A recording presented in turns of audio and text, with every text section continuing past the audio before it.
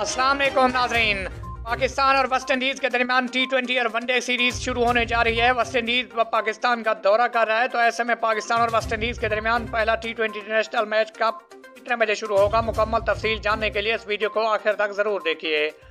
नाज़रीन, उससे पहले अगर आप हमारे चैनल पर न्यू हैं तो हमारा चैनल सब्सक्राइब करके घंटी के बटन को प्रेस कर दें ताकि हर आने वाला नोटिफिकेशन आपको मिलता रहे। तो आपका कीमती वक्त ज़ाया किए बगैर चलते हैं आज की वीडियो की तरफ और आपको बताते हैं कि पाकिस्तान और वेस्ट इंडीज़ के दरमियान 3 टी20 मैचों की सीरीज़ का पहला मैच 13, जबकि दूसरा मैच 14, जबकि तीसरा मैच 16 दिसंबर को खेला जाएगा। पाकिस्तान और वेस्ट इंडीज़ के दरमियान 3 टी20 मैचों की सीरीज़ का पहला मैच 18, दूसरा मैच 20, तीसरा मैच 22 दिसंबर को नेशनल क्रिकेट स्टेडियम कराची में खेला जाएगा। पाकिस्तान क्रिकेट टीम में सबसे पहला नाम आता है बाबर आजम का, दूसरे नंबर पे मोहम्मद रिजवान नंबर 3 पे, हैदर अली नंबर 4 पे, इफ्तिखार अहमद नंबर 5 पे।